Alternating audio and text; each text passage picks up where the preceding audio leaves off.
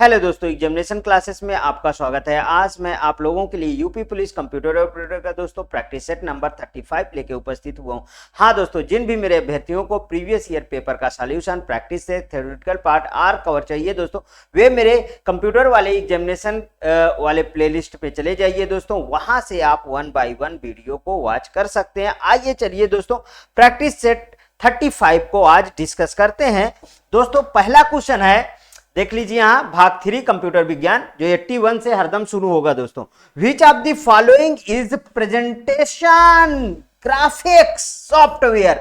वही दोस्तों बार बार क्वेश्चन देखिए, प्रेजेंटेशन ग्राफिक्स सॉफ्टवेयर मींस की पावर पॉइंट की बात हो रही कि नहीं। मैं आपको बताता था, थ्योरेटिकल पार्ट में बताया कि इधर लिखता हूं तो सही रहेगा। ठीक है दोस्तों, एमएस ऑफिस पहले पहले थोड़ी सा ओवरव्यू ले लेते हैं, फिर उसके बाद इसके ऑप्शन में चलेंगे। आप देखते ही आंसर लगाएंगे। देखिए एमएस ऑफिस के मैंने कितने पार्ट बताया था, मैंने बताया इसमें क्या क्या होता है। जैसे एमएस वर्ड, क्या बताया दोस्तों, एमएस वर्ड, एमएस एक्सेल, ध्यान रखिएगा, एमएस पावर पॉइंट, ध्यान रखिएगा, एमएस पावर पॉइंट, और उसके बाद एमएस एक्सेस, ये क्या है दोस्तों, ये डाटाबेस के लिए यूज होता है, ध्यान दीजिए। MS outlook,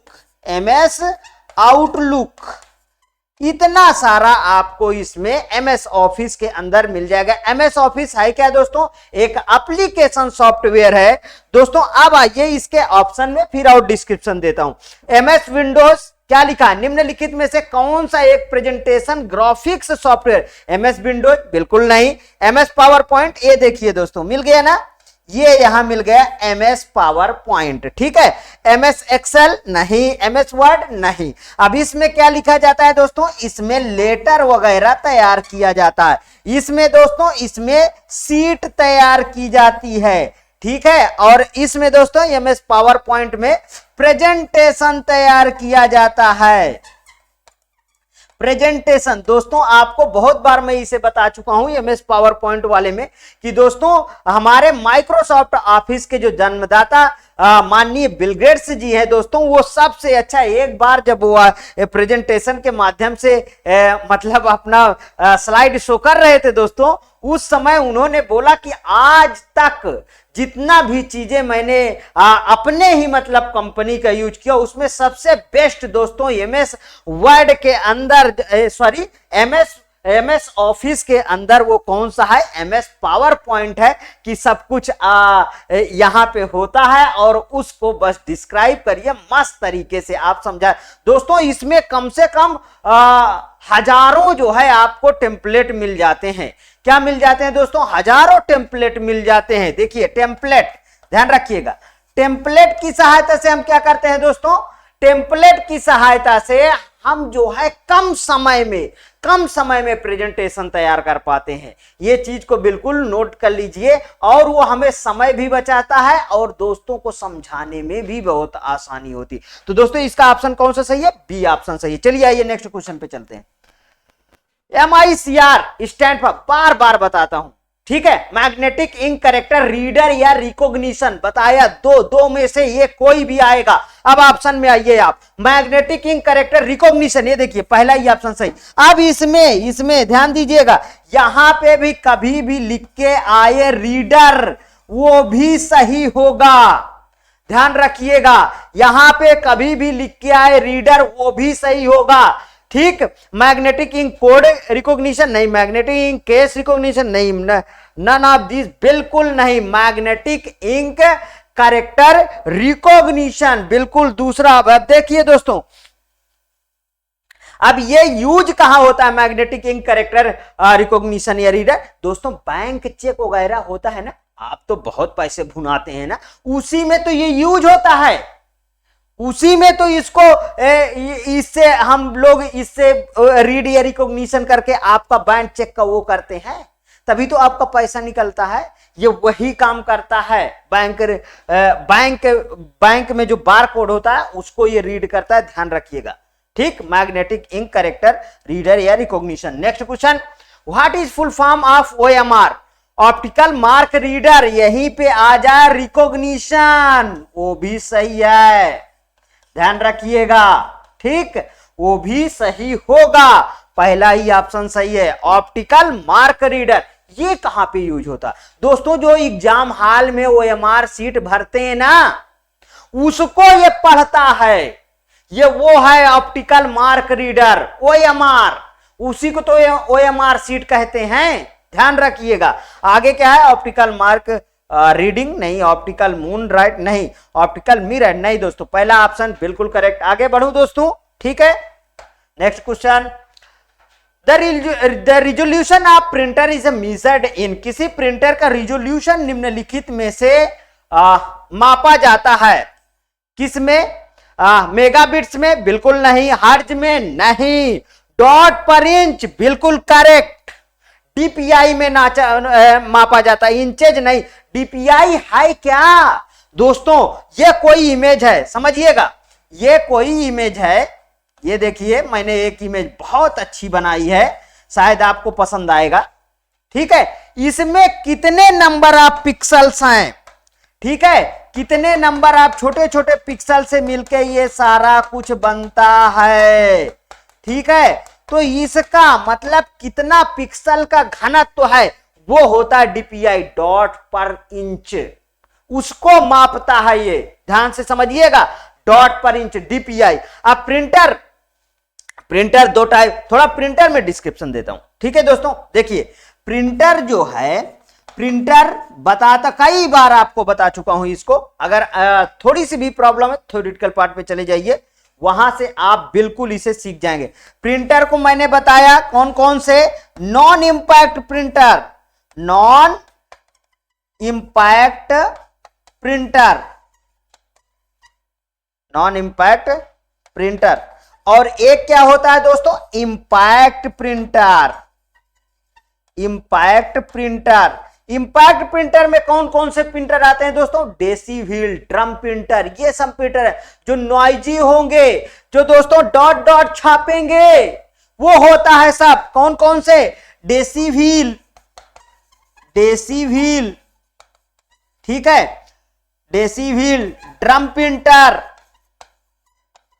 drum printer. और इधर क्या आएगा दोस्तों? नॉन इंपैक्ट में जो आवाज नहीं करेगा, बहुत अच्छा रिजोल्यूशन छापेगा, वो होता है नॉन इंपैक्ट प्रिंटर। इसमें कौन कौन से आते हैं दोस्तों? इसमें आता है जैसे थर्मल प्रिंटर, थर्मल प्रिंटर, ठीक है, थर्मल प्रिंटर, लेजर प्रिंटर, लिखते रहिए, laser printer, laser printer.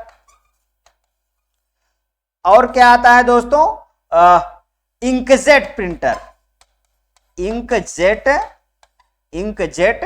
Printer.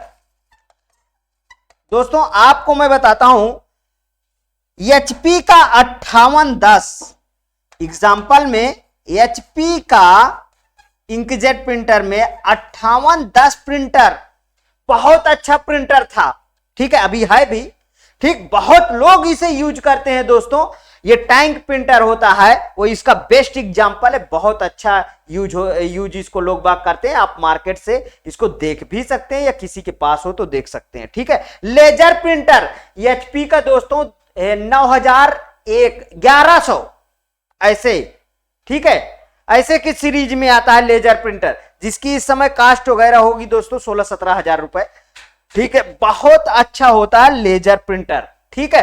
Thermal printer दोस्तों क्या होता है? वो जो ये सब जो छोटी छोटी मशीनें होती हैं, जैसे एटीएम वगैरह में जो आपको पर्ची निकलती है ना दोस्तों, वे यही है थर्मल प्रिंटर के दोस्तों, एटीएम वगैरह में छपाई होती है, ध्यान रखिएगा, जो आपको पर्ची मिलती है, ठीक। नेक्स्ट क्वेश्चन पे चलते हैं, और इसका डिटेल वीडियो दोस्तों मेरे एग्जामिनेशन क्लासेस के आप थ्योरेटिकल पार्ट में चले जाइए, वहां से आपको बहुत अच्छा मिल जाएगा। चलिए आइए अब आगे चलते हैं दोस्तों। Next question, which of the following networks uses telephone lines, निम्नलिखित में से कौन सा नेटवर्क में टेलीफोन लाइनों का प्रयोग किया जाता? पहला ही सही है, क्या है दोस्तों? वैन, वाइड एरिया नेटवर्क, ठीक है, लैन, लोकल एरिया नेटवर्क, और pan, personal area network. Full form लिखिए और उसके बाद डिस्क्रिप्शन समझिए। देखिए पर्सनल एरिया नेटवर्क जो है वो कहां पे यूज होता है? Personal area network. देखिए दोस्तों, ये किसी प्राइवेट कंपनी द्वारा दिया जाना, मींस कि बैंक में जो दोस्तों, बैंक में जो नेटवर्क काम करता है वो होता है पर्सनल एरिया नेटवर्क। किसी बैंक के अंदर, किसी कैंपस के अंदर, कैंपस तो थोड़ा बड़ा हो जाएगा, बैंक ले लीजिए, सही है, ठीक है। हाँ, वो होता है personal area network.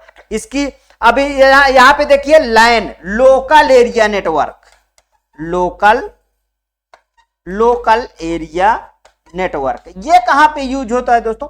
Campus, universities campus, college campus, वो वहां पे यूज होता है आपका लोकल एरिया नेटवर्क। वैन, wide area network, wide area network, इसी को दोस्तों कहते हैं इंटरनेट। इसी को क्या बोलते हैं दोस्तों? इंटरनेट। इसी को बोलते हैं वैन को, ठीक है। मतलब एक डिस्ट्रिक्ट से दूसरे डिस्ट्रिक्ट, ठीक है, नेटवर्क को फैलाना। फिर उसके बाद अगर और ज्यादा बनाना है तो एक देश से दूसरे देश, फिर पूरे जो है वर्ल्ड में, वही होता है दोस्तों इंटरनेट। समझिएगा, वाइड, वैन means wide area network. Next पे चलते हैं दोस्तों। The entire worksheet in Excel can be selected by Excel में पूरी वर्कशीट को निम्नलिखित द्वारा सेलेक्ट किया जाता है। Control plus space bar, control plus shift plus space bar, दोस्तों यही सही होगा, shift plus space bar, all of this नहीं। अब एक एक करके मैं आपको इसको बताता हूं, उसको आप नोट करिए, नहीं तो ये आप भी भूल जाएंगे। ये क्या, ये control plus shift plus space bar मतलब कि एक्सेल में पूरी वर्कशीट, तो एक तो मिल गया, बचा दो को भी मैं आपको बता देता हूं, ठीक है। कंट्रोल प्लस स्पेस बार पहला वाला, मतलब कि पूरे कॉलम को सिलेक्ट करना, ठीक है। यहां पे लिख लीजिए पूरे कॉलम को सिलेक्ट करना, ठीक है, करने के लिए, ठीक, समझ में आ गया पहला वाला। तीसरा वाला लिखिए दोस्तों, कंट्रोल प्लस नहीं, शिफ्ट प्लस स्पेस बार है ना, हाँ, shift plus space bar, shift plus पूरे रो को सिलेक्ट करना, पूरे रो को सिलेक्ट करने के लिए,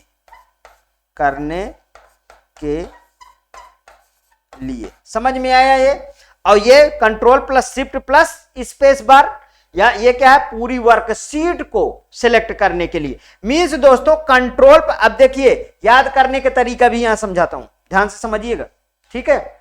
ये याद करने का तरीका, यहां पे सी है, यहां पे भी सी है, तो मींस की कंट्रोल प्लस स्पेस बार किसके लिए? कॉलम के लिए। उसके बाद अगले में दोस्तों जब रो आएगा तो उसमें देख लीजिए कंट्रोल का ऑप्शन नहीं होगा, ठीक है। याद भी ऐसे आप छोटे छोटे ट्रिक से लगा के करिए, तभी ये सब चीजें याद होता है, नहीं तो दोस्तों कंफ्यूजन बहुत होता है। और अपने कंप्यूटर में हर एक चीज इनको करके देखिए, कभी भी गारंटी लेता हूं इस चीज का, कभी भी एग्जाम हॉल में आपसे ये क्वेश्चन फ्लॉप नहीं होंगे, लेकिन उतना आपको प्रैक्टिस करना पड़ेगा, ठीक है।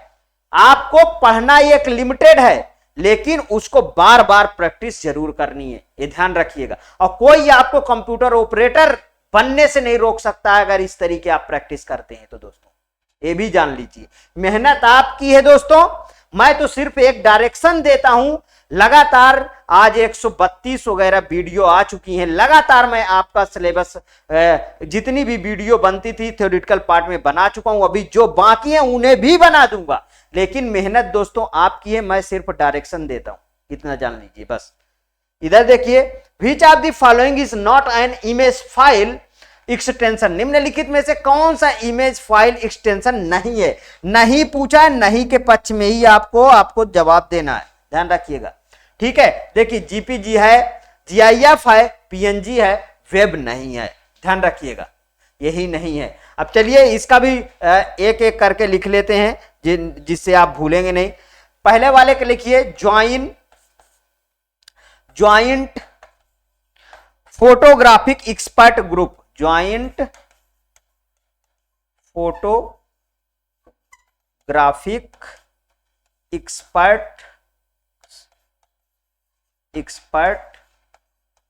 ग्रुप। ठीक है, पहला हो गया जेपीजी। अब इसके बाद जीआईएफ लिखिए दोस्तों, graphics interchange format, graphics interchange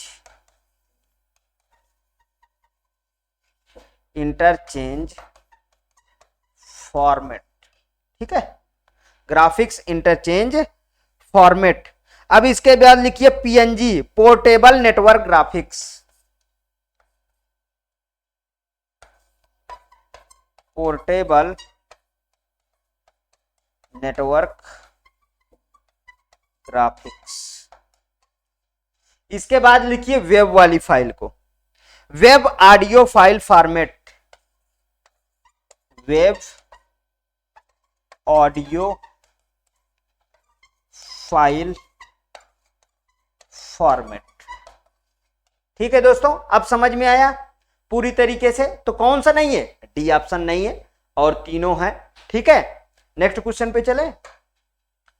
in a Windows the shortcut shift plus delete is use to, Windows में शॉर्टकट शिफ्ट प्लस डिलीट का प्रयोग किस लिए किया जाए? अब कुछ चीजें सुनिए फिर ऑप्शन में आइएगा।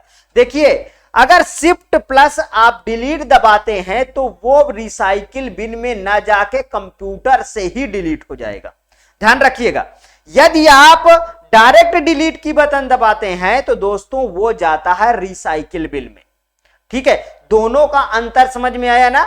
वही ऑप्शन वही कह रहा है कि शिफ्ट प्लस डिलीट, शिफ्ट के साथ आप डिलीट करिए तो कहीं पे भी वो रुकेगा नहीं आपके कंप्यूटर में, मतलब सीधा का सीधा वो परलोक सिधारेगा। यहां पे देखिए वही लिखा है, delete the selected item permanently without the placing the item in the recycle bin. समझ में आया दोस्तों? अब आप क्वेश्चन पढ़िए, क्वेश्चन का आंसर मिलेगा जरूर यदि आपका कॉन्सेप्ट सही है तो। आगे देखिए दोस्तों, कॉपी द सिलेक्टेड आइटम बिल्कुल नहीं, रीनेम द सिलेक्टेड आइटम बिल्कुल नहीं, create a shortcut to the selected item बिल्कुल भी नहीं। जो क्वेश्चन कह रहा है उसके अकॉर्डिंग आपको आंसर देना है। Next question, CAD stand for computer aided design, पहला ही ऑप्शन सही है। Computer application in design, computer algorithm design, नहीं, नन ऑफ दिस। अब कैड क्या है इसके बारे में तो समझिए।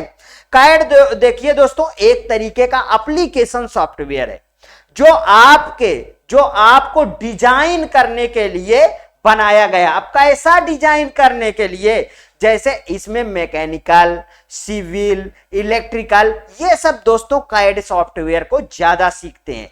कंप्यूटर आईटी वाले कैड को नहीं सीखते हैं, क्योंकि किसी मशीनरी के टूल को ग्राफिक्स बनाने के लिए, उसका आर्किटेक्चर बनाने के लिए, उसमें दोस्तों कैड का इस्तेमाल किया जाता है, ध्यान रखिएगा। देखिए, कंप्यूटर एडेड डिजाइन, इसका प्रयोग डिजाइन बनाने, बदलने, विश्लेषण करने तथा ऑप्टिमाइज करने, ना लिखे हो तो लिख लीजिए, ऑप्टिमाइज मैं बोल रहा हूं, ऑप्टिमाइज करने के लिए प्रयुक्त होता है। कैड सॉफ्टवेयर का प्रयोग डिजाइनर की उत्पादकता बढ़ाने, डिजाइन की गुणवत्ता बढ़ाने के लिए किया जाता है, ध्यान रखिएगा। नेक्स्ट क्वेश्चन पे चलूं। What are the NEFT and RTGS about? NEFT and RTGS क्या है समझिए फिर ऑप्शन में चलेंगे। नेफ्ट और आरटीजीएस, आप अपने मतलब कि आप अपने इंडिया के अंदर की बात कर रहा हूं। इंडिया के अंदर एक बैंक से दूसरे बैंक में पैसे ट्रांसफर करने के लिए यह प्रयोग होता है। बस इतनी चीजें जानते हैं तो इसके बाद गलत नहीं होगा ऑप्शन। देखिए, चेक ट्रंकेशन प्रोसेस बिल्कुल गलत। Electronic fund transfer from bank to bank आया दोस्तों, electronic fund transfer from bank to bank. आगे देखिए, electronic payment product without a bank बिल्कुल गलत। यहां पे विदाउट अ बैंक बोल दिया, मैं तो ऐसा बोला ही नहीं, ठीक है। और ये वेरियस डिपॉजिट प्रोडक्ट्स बिल्कुल गलत। तो मैं क्या बोला दोस्तों, इंडिया के अंदर, ठीक है, अपने इंडिया के अंदर एक बैंक से दूसरे बैंक में पैसे ट्रांसफर करने के लिए आपके लिए ये चीजें यूज होती हैं। और इसका आप फुल फॉर्म लिख लीजिए, मैं वो लिखे दे रहा हूं। नेशनल इलेक्ट्रॉनिक फंड ट्रांसफर, इसका पहले लिखिए नेशनल इलेक्ट्रॉनिक फंड ट्रांसफर, समझ में आया। और दूसरा आरटीजीएस लिख लीजिए, real time gross settlement, real time gross settlement, real time gross settlement, real time gross, किसी व्यक्ति या कंपनी को एक बैंक से दूसरे बैंक में पैसा ट्रांसफर करने की सुविधा प्रदान करता है। इस सेवा का प्रयोग देश के भीतर पैसा ट्रांसफर करने के लिए किया जाता है। नेक्स्ट क्वेश्चन पे चलता हूं दोस्तों। अभी भी यदि किसी क्वेश्चन में प्रॉब्लम आती है दोस्तों, कमेंट पे आप लिखिए, उसको मैं और डिटेल से समझाने की कोशिश करूंगा। आपके लिए मैं तत्पर हूं दोस्तों पढ़ाने के लिए। यहां पे देखिए, to change selected text to all capital letter you have a click the change case button and then click. क्या कह रहा है? कह रहा है कि सभी को कैपिटल करना है, तो अपर केस दबा दो, हो गया कैपिटल। सेलेक्ट किए गए टेक्स्ट को पूर्णतः बड़े अक्षरों में परिवर्तित करने के लिए आप चेंज केस बटन का क्लिक करेंगे और फिर उसे क्लिक करेंगे। कौन है? अपर केस, अपर ऑल, कैप्स लॉक की लॉक अपर दोस्तों पहला है, अपर केस दबा दो, सभी के सभी कैपिटल हो जाएंगे, कुछ इसमें बताने की जरूरत नहीं। What is the shortcut key to the center align the selected text? Control plus C, Control plus E, Control plus F, Control plus S। तो पहला दूसरा मतलब बी ऑप्शन बिल्कुल सही है, कंट्रोल प्लस ई, अलाइन करने के लिए। अलाइन देखिए समझिएगा थोड़ा सा, तीन तरीके के आपको इसमें आप रिबन में देखेंगे मिलेगा, ठीक है। ये है लेफ्ट अलाइनमेंट, ये है राइट अलाइनमेंट, ये है मिडिल वाली, और ये है दोस्तों जो बराबर बराबर होती है, ये है जस्टिफाई, ठीक है। वो है जस्टिफाई, ये है लेफ्ट अलाइनमेंट, राइट अलाइनमेंट, और ये है मिडिल अलाइनमेंट, और ये है जस्टिफाई। समझिएगा, कंट्रोल प्लस सी कॉपी करने के लिए होता है, बहुत अच्छी तरीके से आप जानते हैं, और यूज भी बार बार आप किए होंगे कि इसका प्रयोग। हाँ, कंट्रोल प्लस एफ का जरूर बताऊंगा दोस्तों, लिख लीजिए। फाइंड एंड रिप्लेस विंडो को फाइंड ऑप्शन के साथ खोलना होता है। किसके साथ? फाइंड ऑप्शन के साथ खोलना होगा, फाइंड ऑप्शन के साथ खोलने के लिए होता है। अब वहीं पे कंट्रोल प्लस एच होता है, फाइंड और रिप्लेस विंडो को रिप्लेस ऑप्शन के साथ खोलना होता है। ये किसके साथ खोलना होता है दोस्तों? रिप्लेस ऑप्शन के साथ खोलने के लिए होता है। फाइंड और रिप्लेस बटन दोनों में होंगे। क्या होंगे दोस्तों? Find and replace, find and replace, ठीक। नेक्स्ट क्वेश्चन पे चलता हूं। How will MS word respond in case a word is immediately repeated? यदि एक शब्द तुरंत पुनरावर्तित होता है तो एमएस वर्ड किस प्रकार की अनुक्रिया करेगा? इसको समझते हैं। A green wavy line under the repeated word, पुनरावर्तित वर्ड के नीचे एक हरी तरंगदार, नहीं दोस्तों हरी नहीं होती, लाल होती है, ठीक है, लाल button.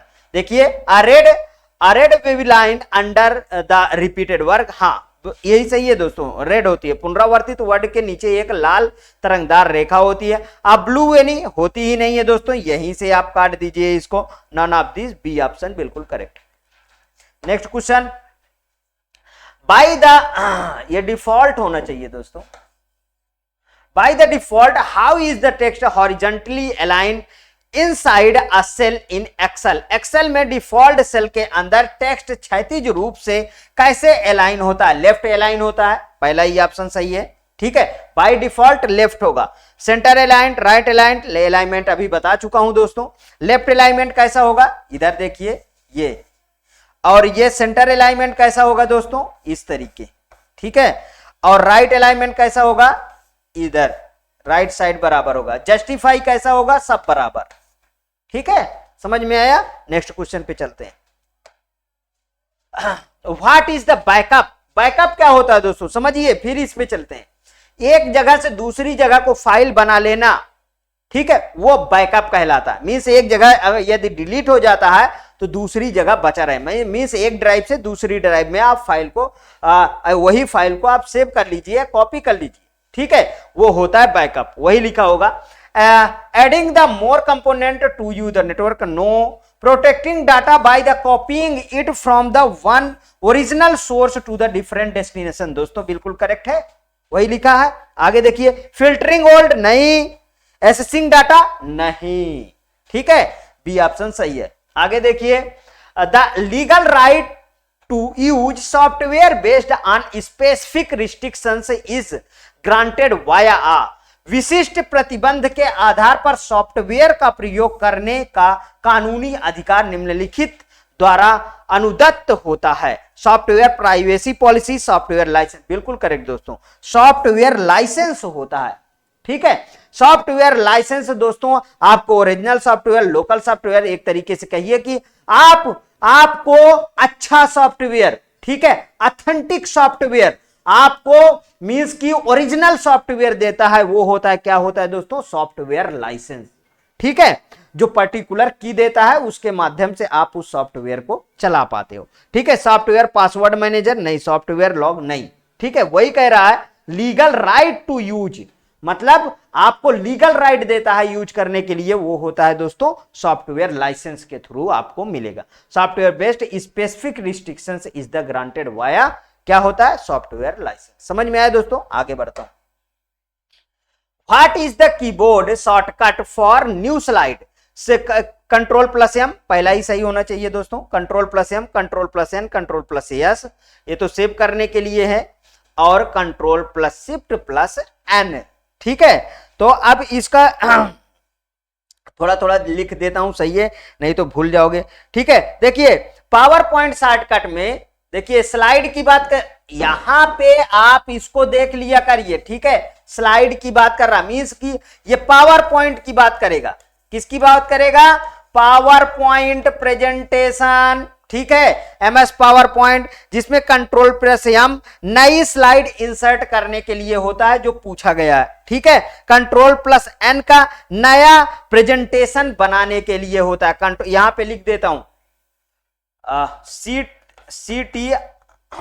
CTRL plus N, new presentation बनाने के लिए, न्यू प्रेजेंटेशन बनाने के लिए, नया प्रेजेंटेशन बनाने के लिए, ये तो प्रेजेंटेशन को सेव करने के लिए दोस्तों है। और control plus shift plus an active presentation का डुप्लीकेट बनाने के लिए, एक्टिव प्रेजेंटेशन का डुप्लीकेट बनाने के लिए, एक्टिव प्रेजेंटेशन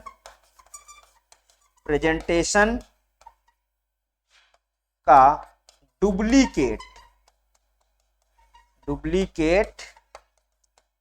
बनाने के लिए। समझ में आया दोस्तों, आया कि नहीं आया समझ, ठीक। नेक्स्ट क्वेश्चन पे चलते हैं। Verification of a login name and password is known as, किसी लॉगिन नाम और पासवर्ड के प्रमाणीकरण को क्या कहा जाता है, ऑथेंटिकेशन कहा जाता है। कॉन्फ़िगरेशन बिल्कुल नहीं, एक्सेसिबिलिटी नहीं, ऑथेंटिकेशन हाँ बिल्कुल सही दोस्तों, सी ऑप्शन सही। लॉगिंग इन नहीं। देखिए पासवर्ड, यूजर नेम और पासवर्ड दोस्तों कहीं भी आप यदि डाल के लॉगिन करते हो, जैसे आप किसी फॉर्म को भरते हो, एप्लीकेशन को भरते हो, या किसी साइट पे जाना चाहते हो, या जैसे ईमेल में दोस्तों होता है एक लॉगिन और पासवर्ड, ऐसे, ठीक है। यहाँ पे लॉगिन होता है, लॉगिन डालोगे और यहाँ पे अपना पासवर्ड डालोगे, जो यूजर आईडी होगी इसमें भर दोगे, पासवर्ड। तो दोस्तों वो आपको क्या देता है, ऑथेंटिकेशन देता है, ठीक है, ऑथेंटिकेशन देता है उसके अंदर जाने कि आप ही हो, आगे देखिए, which of the following is the correct format of the email address है, तो बिल्कुल सिंपल सा क्वेश्चन है। देखिए यहां पे sales at the rate website, यहां तक तो सही है। फिर देखिए यहां पे डबल एट द रेट नहीं होता है, मतलब ये गलत हो गया, यहां से खत्म हो गया। दूसरा sales at the rate website dot info, बिल्कुल सही दोस्तों, ये बिल्कुल सही है। देखिए जैसे यहां पे हम बात कर रहे हैं कि कोई ईमेल आईडी डालते हैं तो आप अपना नाम यहां पे डालेंगे ना, एट द रेट होगा इधर, फिर जैसे जीमेल आगे है, जीमेल का अकाउंट है तो यहाँ पे जीमेल लिखेंगे, यहाँ पे .com लिख देंगे। इस तरीके जैसे मैंने कोई ईमेल यहां डाला, ठीक है, जैसे किसी कोई का नाम डाला, फिर एट द रेट से सेपरेट किया, फिर एट द रेट यहां पे देखिए gmail.com, ये ठीक है, समझ में आया। तो ये क्या है, ये वेबसाइट का नाम है और यहाँ पे इंफॉर्मेशन कैसा है, कमर्शियल, ठीक है। तो ये वाला बिल्कुल भी सही है। यहाँ वेबसाइट.info नहीं है तो इसमें एट द रेट है नहीं, तो ये तो बिल्कुल गलत हो गया। यहाँ पे देखिए डॉट सेल्समैन, ये भी नहीं गलत, मतलब बी ऑप्शन बिल्कुल करेक्ट है। ठीक दोस्तों, नेक्स्ट पे चलते हैं। आज के सेशन का दोस्तों ये लास्ट क्वेश्चन होगा, what is the shortcut key to undo the last action in a document in MS Word. MS Word के किसी डॉक्यूमेंट में अंत में किए गए कार्य को अनुक्रिया होता है दोस्तों, अनुक्रिया करने के लिए शॉर्टकट की कौन सी होगी, तो कौन सा होगा, Ctrl+Z होता है। देखिए दोस्तों ये होता है अनडू, ठीक है, ये होता है रीडू, ठीक है, और ये होता है दोस्तों कट करने के लिए, ठीक है, Ctrl+X कट करने के लिए, और ये रीडू और ये अनडू करने के लिए। तो मींस सी ऑप्शन बिल्कुल सही है। ठीक है दोस्तों, देखिए इससे आपको जो अभी अभी लिख रहे हैं गलत हो गया तो वो उस पे आप अनडू दबाते हैं ना, ठीक है, और उसको फिर से लाने के लिए क्या बताते हैं, रीडू दबाते हैं ना, ठीक है, वो Ctrl+Y होता है। समझ में आया दोस्तों। दोस्तों ये सेक्शन यहीं तक था। इसमें मैंने हर एक दिन 20 क्वेश्चन आपको डिस्कस करता हूं। यदि आपको पसंद आए तो प्लीज और प्लीज ज्यादा से ज्यादा दोस्तों आप शेयर करिए वीडियो का, मेरा एग्जामिनेशन चैनल को आप सब्सक्राइब कर लीजिए, शेयर करिए, लाइक करिए। हाँ दोस्तों, अपनी प्रतिक्रिया कमेंट बॉक्स में जरूर प्रस्तुत कीजिए। ये फ्री इनिशिएटिव क्लास सिर्फ दोस्तों मैं आपके कमेंट ओरिएंटेड क्लास चलाता हूं, इसलिए आप कमेंट हर एक वीडियो में जरूर दीजिएगा। ओके दोस्तों, थैंक यू।